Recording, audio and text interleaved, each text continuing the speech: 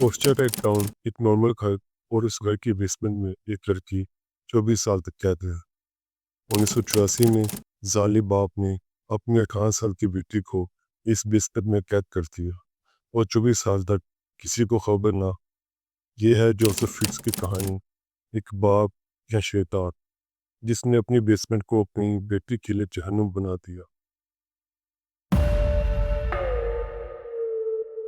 Elizabeth fits एक खूबसूरत, simple और बहुत शर्मीली लड़की थी जो ऑस्ट्रिया के एक छोटे से टाउन में रहती थी। उसकी माँ रोज मैरी और बाप जोसेफ था। तीनों साथ रहते, देखने में सब परफेक्ट लगता था। एलिजाबेथ आर्टिस्ट बनना चाहती थी, लेकिन बाप की सक्सूस की वजह से हर ख्वाब अधूरा रहा। 1983 में एक बार वो बाप की दूर से तंग आकर घर से बियाना भाग गई, मगर पुलिस ने उसे ढूंढ लिया और वापस ले आए। वो अपने ही घर में फंसी हुई थी। अगस्त 1984 की गर्मियों की एक शाम, जोसेफ ने अपनी बेटी एलिजाबेथ से कहा, बेसमेंट में कुछ काम है, तुम मेरे साथ आओ। जैसे वो हमेशा करती थी, वो अपने बाप के साथ बेसमेंट में गई, इस बात से बिल्कुल अनजान कि उसकी ज़िंदगी की सबसे खौफनाक हकीकत अब शुरू होगी। बेसमेंट में सीक्रेट रूम था। जैसे ही वो अंदर गई, जोसेफ ने टॉवल उसके मुंह पर रखा जिससे वो बेहोश हो गई। जोसेफ ने सीक्रेट रूम में जोसेफ ने उसे सीक्रेट रूम में बंद कर दिया और फिर रूम का दरवाज़ा बंद करके वापस आ गया। रोज़मेरी ने पुलिस में रिपोर्ट फाइल की। इसके लिए जोसेफ पहले से तैयार था। पुलिस ने एलिजाबेथ को तलाश करती रही, लेकिन वो कहीं ना मिली। फिर अचानक 3 हफ्तों बाद पुलिस को एक लेटर मिला।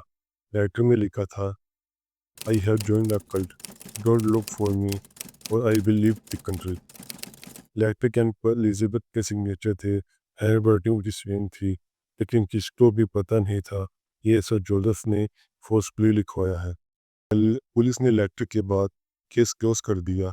सबको लगा कि वो बहुत पागल लड़की थी और अपनी मर्जी से गई है, लेकिन वो बेसमेंट में थी, रेप टॉर्चर से गुजरती रही। अपने ही बाप से एलिजाबेथ के साथ बची हुई, एक बेसमेंट में ही मर गया। 3 बच्चे बेसमेंट में एलिजाबेथ के साथ रहते थे और 3 बच्चों को जोसेफ ने एक एक करके घर के ऊपर भेज दिया और घर के डोर बेल बजाकर बच्चों को रख जाता और साथ एक नोट भी होता जिस पे लिखा होता कि मैं इन बच्चों की देखभाल नहीं कर सकती। सबको लगता कि ये बच्चे एलिजाबेथ की तरफ से आ रहे हैं। एलिजाबेथ की माँ रोज़मेरी ने इन तीनों बच्चों को पाला। जोसेफ की ऐसी प्लानिंग पे किसी को भी शक ना हुआ। वो हमेशा कहता था कि एलिजाबेथ किसी कल्ट में है। इन बच्चों को उसने कल्ट की तरफ से भेजा है। हकीकत में वो घर के नीचे 3 बच्चों के साथ बेसमेंट में थी।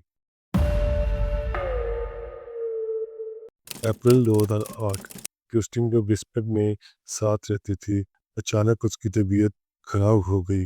उसे किडनी फेलियर का मसला था। एलिजाबेथ ने जोसेफ की मिन्नत की कि इसको हॉस्पिटल ले चलो वरना वो मर जाएगी, लेकिन जोसेफ किसी भी किस्म का रिस्क नहीं लेना चाहता था।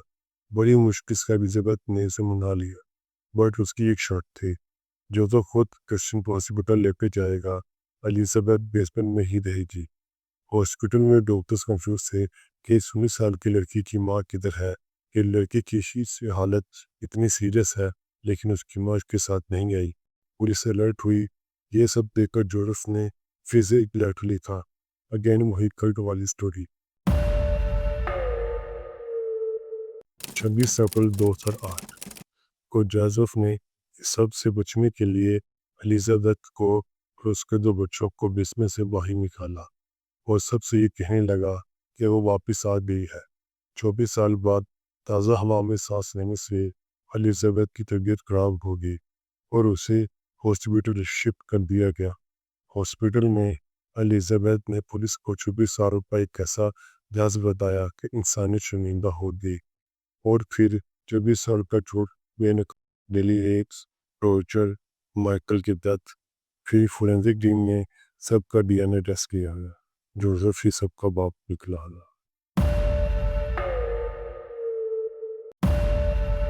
मार्च 2009 जोसेफ का घर स्टार्ट हुआ। एलिजाबेथ खुद गई और उसने वहाँ जाकर वापस खत वही थी।